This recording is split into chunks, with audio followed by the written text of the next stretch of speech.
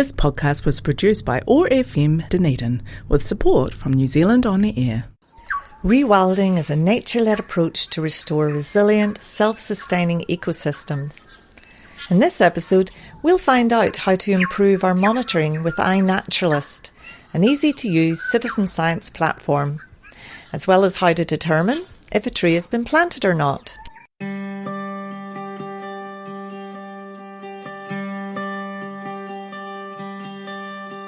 Today's episode of Rewilding in Action is supported by Taste Nature, Dunedin's organic supermarket, cafe and holistic health hub located at 131 High Street.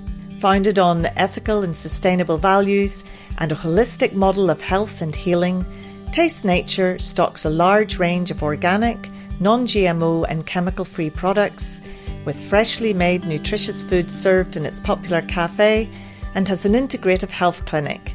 Check out their website at tastenature.co.nz for more information, as well as their online shopping service. Kia ora, welcome to Rewilding in Action with me, your host, Maureen Howard.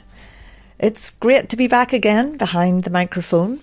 In this episode, I chat with highly respected field botanist John Barkla, who is a casual ranger with the Department of Conservation, having previously worked with them for over 30 years.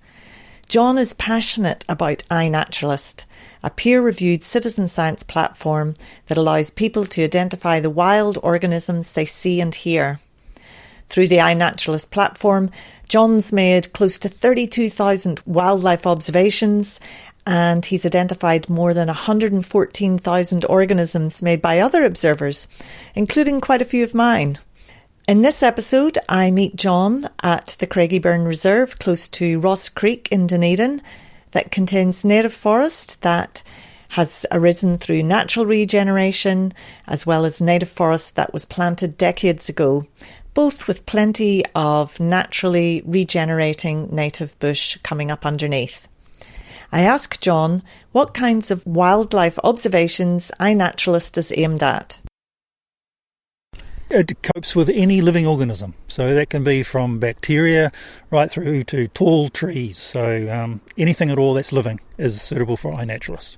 And does it include things that are passed through? Absolutely. So paw prints on the ground, or chrysalis once an insect's hatched, or egg cases, and they are all fine. They're all evidence of a particular organism, and that's perfectly fine. As is sound. If you can capture the sound of an organism, then that also counts for that organism.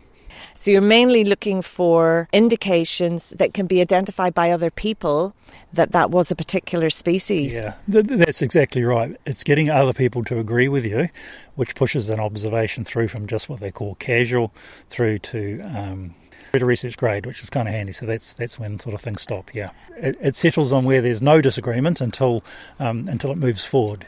So if I said it was one particular species of, let's say, Kanuka, Kunzea, and somebody else said it was another species of Kunzea, then the system would just say, let's call it Kunzea for the time being, because we're in agreement at that. And then it moves forward when somebody else proposes like another name. So that's kind of how it works. Right. Yeah. And could someone go back to that same tree, let's say it is Kunzea, and take some more photos? Would that work and add it to it, or would that be not? So that's frowned on a bit, because really an observation is a record of something at a particular time at a particular place.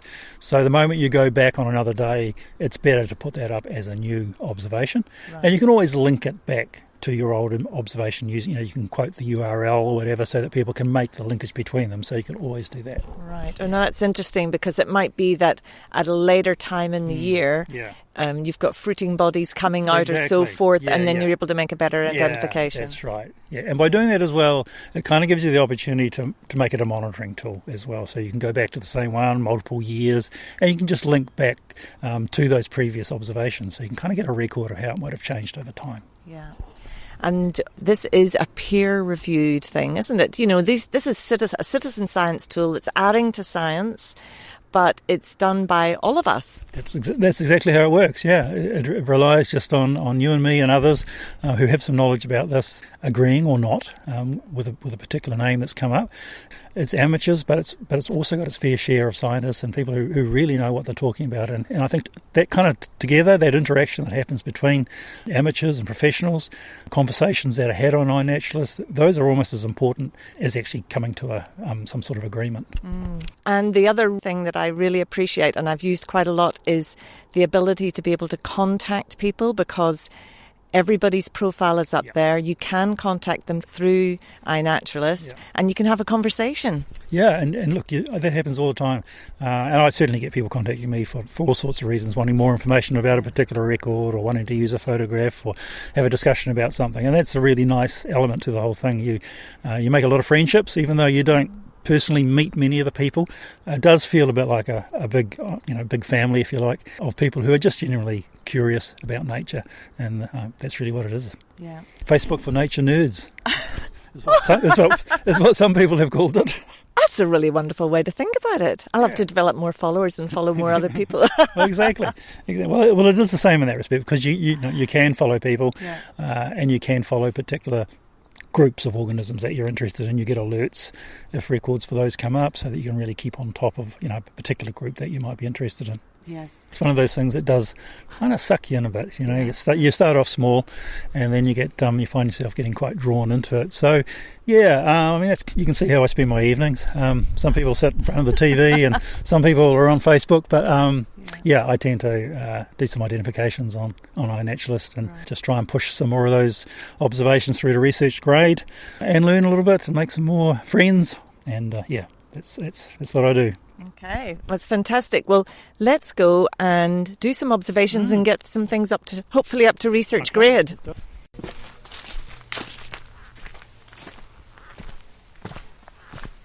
So we're under a canopy of probably planted kanuka, but beneath it I can see 2 or 3 different species of coprosma. There's a mahoe over here, Protosporum tenuifolium.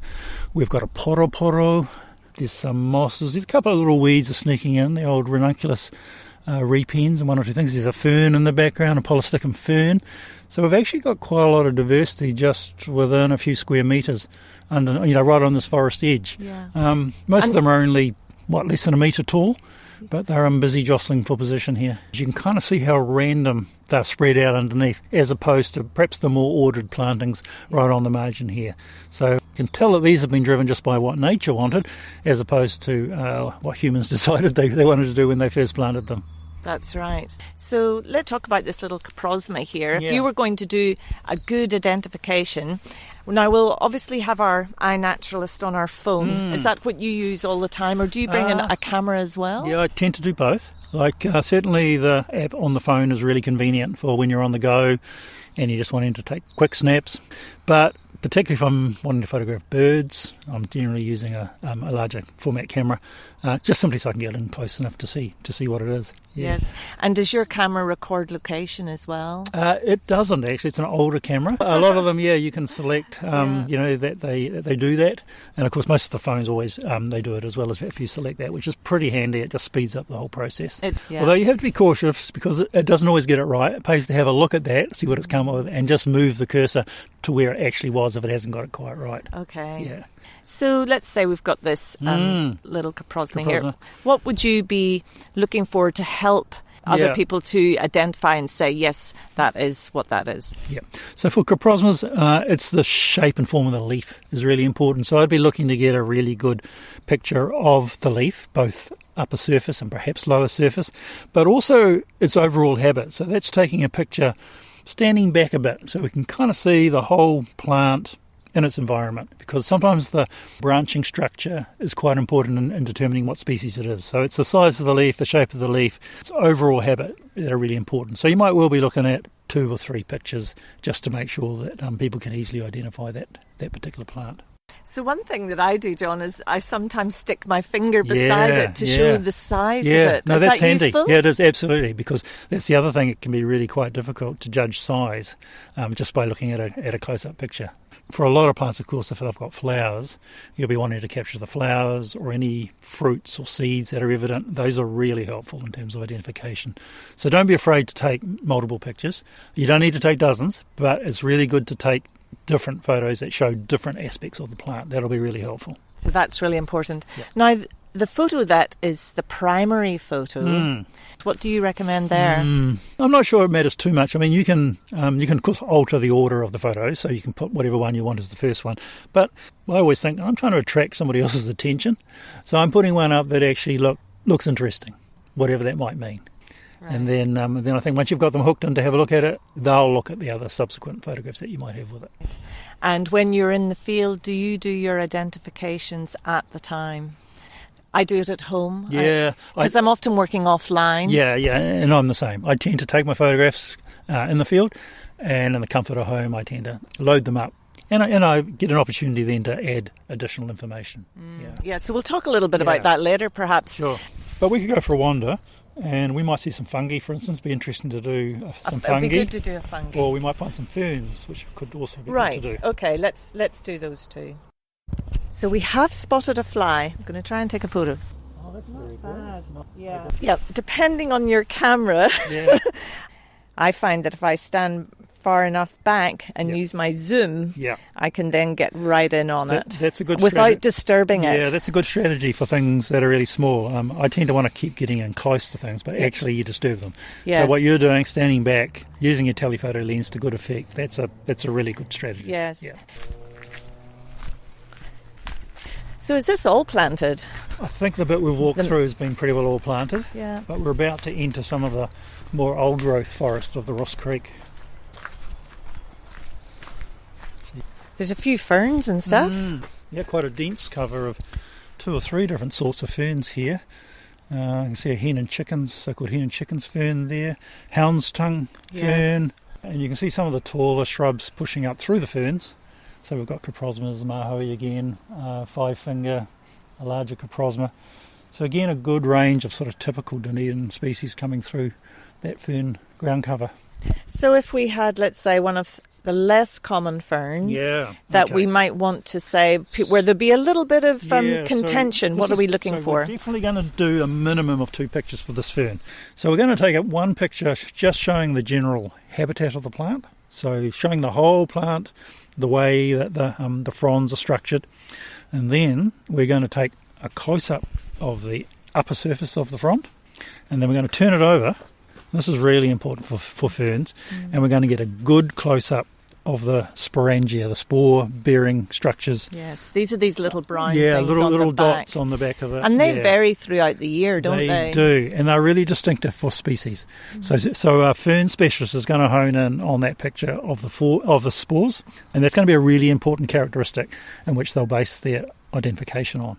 Would there be other photographs that you would take if it was a less common species? You might look at the way the branching pattern. Are the branches coming off alternately or opposite each other?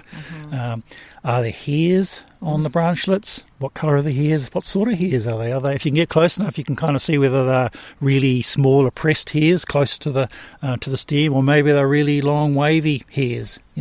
All those things become really important.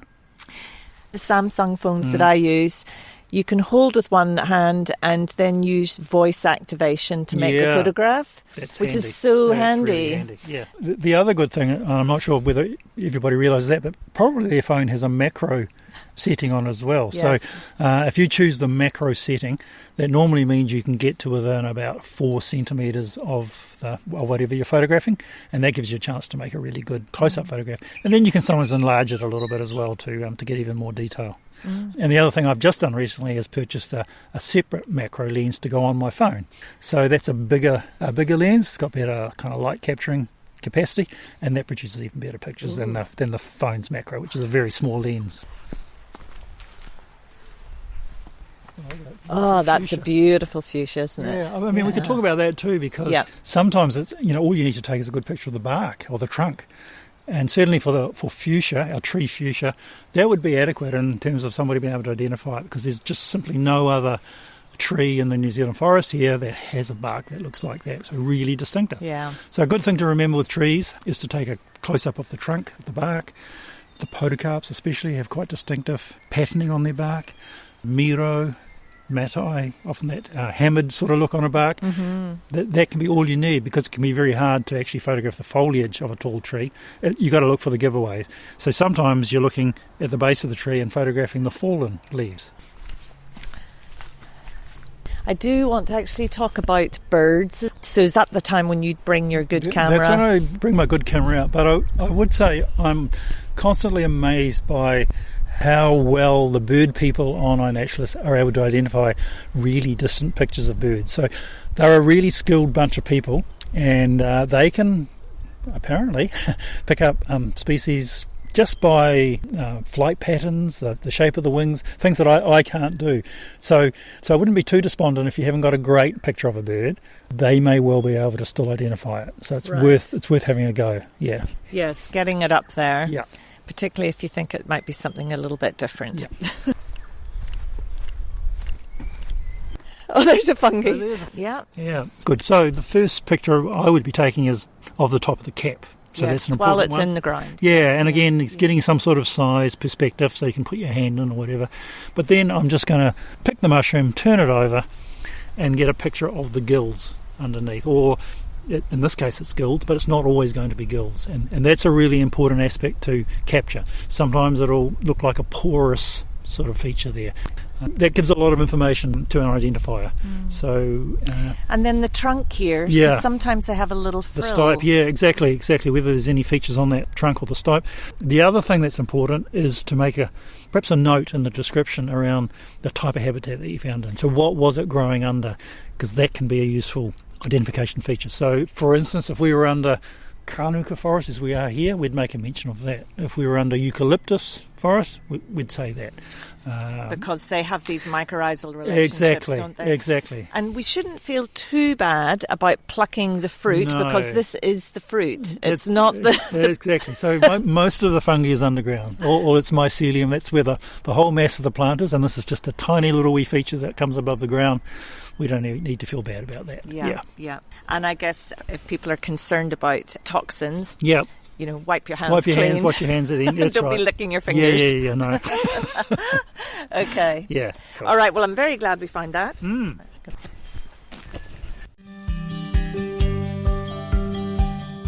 John and I discussed the value of recording cultivated plants. Right. There is still some value sometimes in putting up records of cultivated plants, particularly if you've got a great picture of something flowering or fruiting that might be uncommon. It's useful as a reference to have a good picture, even if it's cultivated. But the more important thing is to make the distinction, because in the future, when people are using iNaturalist to maybe look at the natural range of a species, they want to be able to say, I only want you to show me the natural populations. I don't want to see the cultivated ones, for instance. But somebody else may be pursuing a totally different agenda or experiment or, scientific investigation, might be really interested in all those cultivated ones. They might want to know, where is it possible to grow this plant? Oh, that's really interesting, because I had been thinking that it was only for wild organisms, because it does say that on the kind of on the website. Yeah, but in practice, and the fact that it has provision for you to say whether it's cultivated or not, I think suggests that there is a place for cultivated plants. We wouldn't, for the most part, you're absolutely right. Mostly we are interested in plants that either naturally occur there or are introduced plants that have naturally spread, if you like, once they've been here, because that's regarded as wild as well. Yeah. We're standing on the margin of what looks to be a planted area on the edge of a more natural forest. And to me, the thing that's striking me is just the sense of order that you see in the way the plants are structured across here. They look a bit regular to my eye compared to what we've just been walking through, where it was kind of random and there were different sized things all over the place. And they also got quite nice tall stems. It looks to me like they grew at a time when maybe they had full light, and they haven't been competing too much for a while, so they've grown straight up, so there's lots of straight trunks, as opposed to what we were walking through before, where it was kind of multi-tiered, multi-layered, and the branches were all crooked and stuff. Right. And so you also said you'd be looking for species that are maybe less common? Or species that look as though they may be misplaced, wouldn't naturally have occurred here in this spot. So here we've got a couple of quite tall beech trees. We don't really have much beech in the centre of Dunedin here. Most of it's been planted if you see it, so I'm immediately suspicious when I see that. Yeah.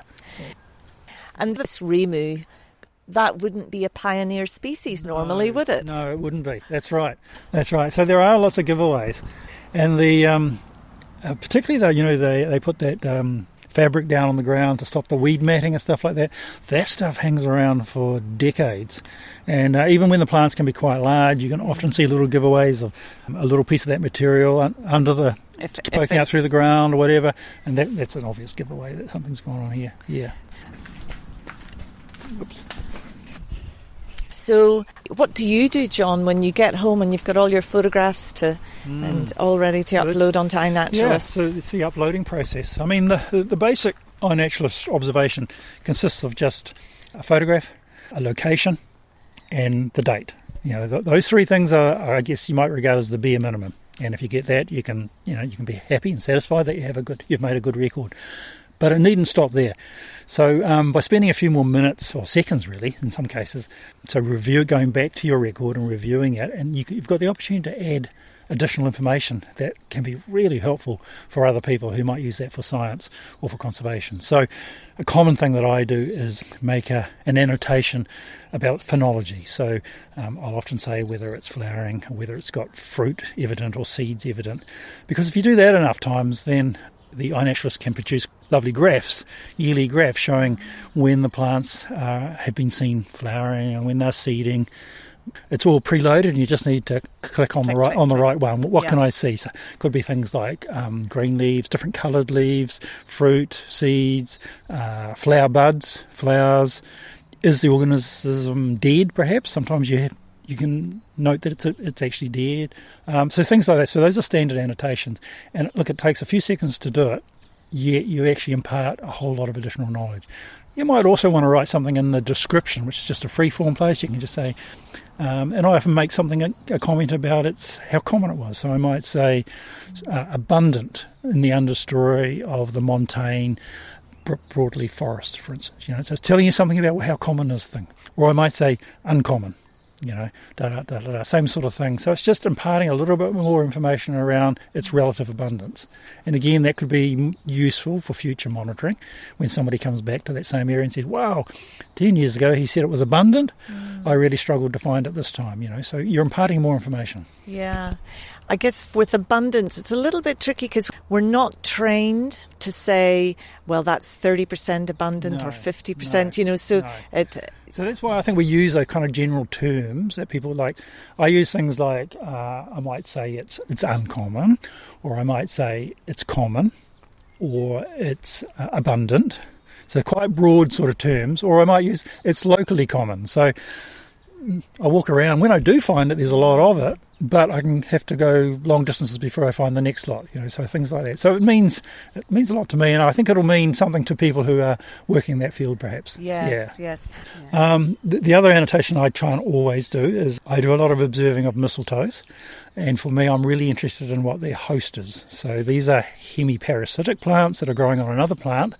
So I almost always note what the plant is that they were growing on. So although I'm putting up the photograph of the mistletoe, I'm definitely making a comment, or even better, I'll do a second photograph of the host. And I'll say in my notes, second and third photographs are of the host. So there's no misunderstanding. But that means it gives the ability for somebody to actually check that I've made the right host identification as well. Oh, that's really interesting, yes. Yeah. And weeds are as, or in the case of plants, weeds are as interesting sometimes as other plants, I tell people, a photograph or observation of a weed in the crack of a footpath might have as much benefit to somebody in the future as a native plant somewhere in a natural environment. So you don't want to get too hung up on, whether it's a native species or what. Somebody will find value in your record, and we can't always think about how that information might be used in the future. There's so many opportunities with iNaturalist, but what are the main frustrations you have, or is the sky the limit as far as you're concerned? Yeah, sky's kind of the limit. I mean, there are so many features. So we've only really discussed scratch the surface, really, in terms of what it's capable of. And so if you get involved in it, you'll start to discover more and more features that are available depending on kind of what you want to do with the data. Maybe it's a mistake to try and think it's going to meet all of your monitoring needs and do everything that you want it to do. But for what it does it very well. Yeah. And it's fun. It makes it fun. I think that's the thing. And it piques your curiosity. And there's quite a sense of iNaturalist family there, people helping each other out, having discussions with each other about why something is something and not something else. And friendships are forged, and that's a really nice environment to be learning in. Thanks so much to my guest, John Barkla. iNaturalist has a lot of potential to help us carry out monitoring for our rewilding projects, and I love that it's so easy to use. One thing I'll be doing differently from now on when I'm recording what's coming up under different canopy species is to use John's easy species abundance measures of abundant, common, uncommon, and locally common. Before I sign off, I want to tell you about the City Nature Challenge, which is a global BioBlitz from the 24th to the 27th of April. And this year, Dunedin has been formally entered by Wild Dunedin Festival. To get involved, all you need is to upload the New Zealand version of the iNaturalist app to create your profile and get started.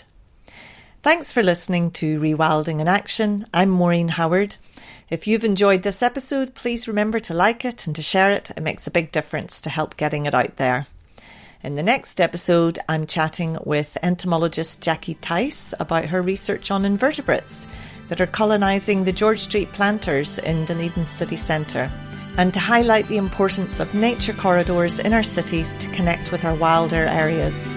Until then, I will leave you with a recording by Ken George of Craigieburn bellbird that's frequently heard in Craigieburn by my guest John Barkla, who's letting nature take the lead.